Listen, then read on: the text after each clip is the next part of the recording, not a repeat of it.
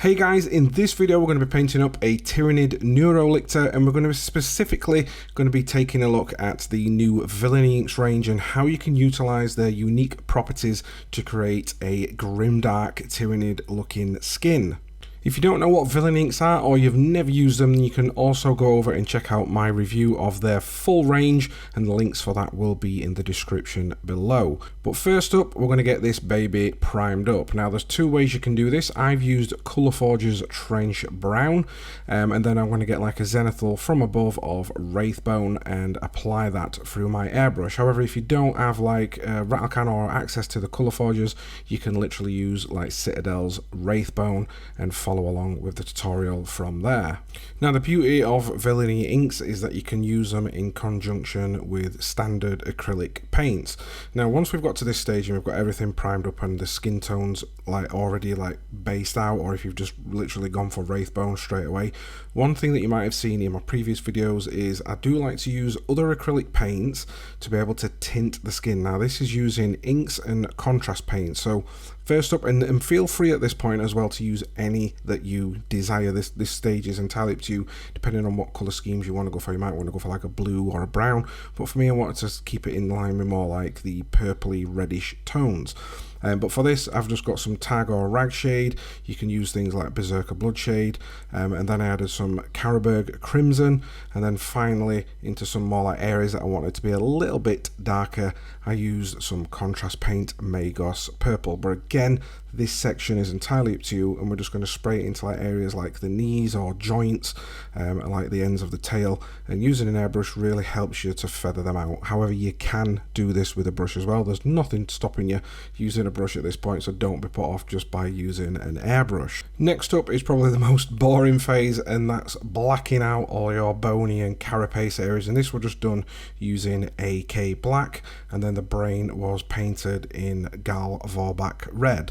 Now one thing I did with the carapace is I don't really pay much attention to like the carapace areas. If you want to get some more like unique, interesting carapace recipes, there'll be some more links to some of the Tyranid videos that I did below if you want to add some of those methods to your carapace. But one thing I did was get ash grey by AK or any sort of grey, and just very lightly dry brush over just to catch those raised edges, and then later on when we add like our Villainy Inks, it's going to sort of tie in together and just make everything pop and stand out a little bit more than usual. And the last thing that we want to do to prepare this miniature ready for our Villainy Inks is to add some veins. Now this stage is where you want to really pay attention and take your time and get them as nice and thin as you possibly can. You can use contrast paints like the Viathan purple, or what I like to do is again go back to my washes like a blue wash or like a purple wash, and just very lightly add some like veins here and there into the skin, because a bit later on when we go over them, these are going to be nice and hidden underneath, and you're just going to get little sections of them popping out here and there. And again, it just overall adds to that grim darkness and makes the skin look like it's a little bit see-through and a little bit more alien. So before we do our unifying wash with the Villainy Inks, let's get a quick word from Jordan Peterson, this week's ad.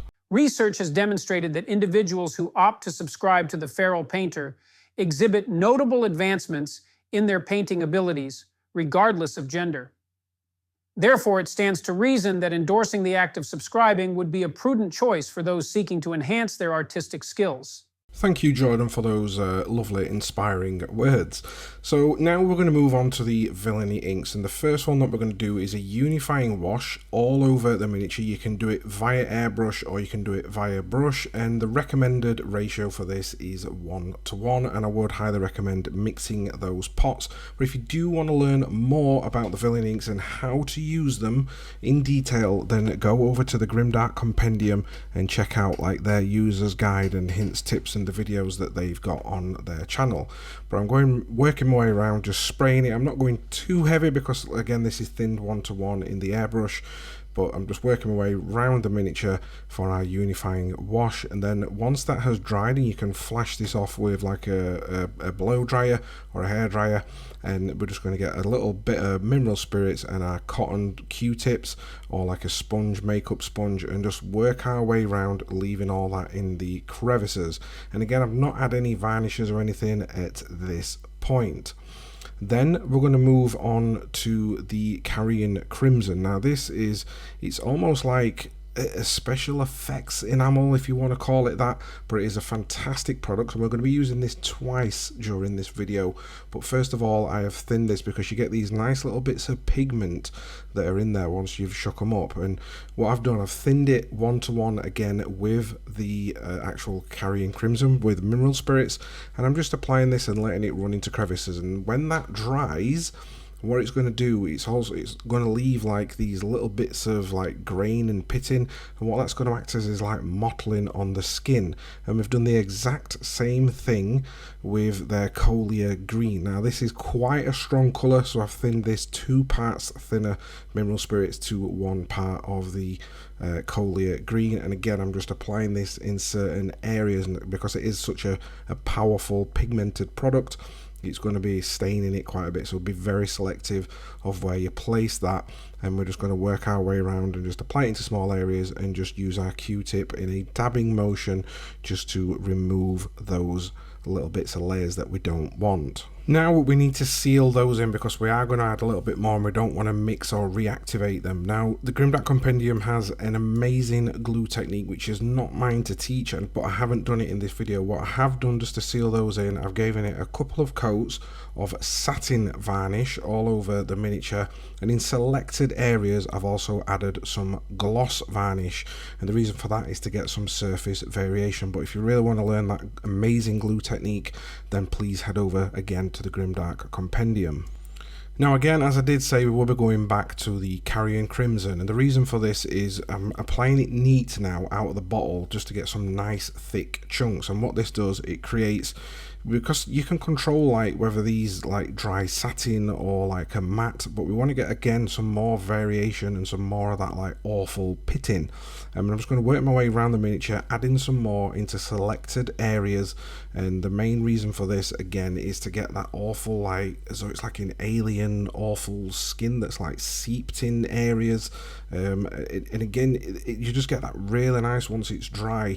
And I don't even remove much of this off once I've gone back to mineral spirits, unless I'm just wanting to take some off in areas that I didn't want to leave in. Then it's just a case of working your way around your miniature and just tidying up or painting any other little bits. So for like the tentacles around his mouth, I've added a little bit of like blood special effects, which is just blood for the blood god, and then you can add a bit of brown into that to create some like old blood if you want to go down the route, which I've done in my previous videos of like the Yoo-hoo glue. You can do that as well, but I've also added onto this my wet effects. You can achieve this with gloss varnish, but if you want the real wet effects, then this is an exclusive video to my members.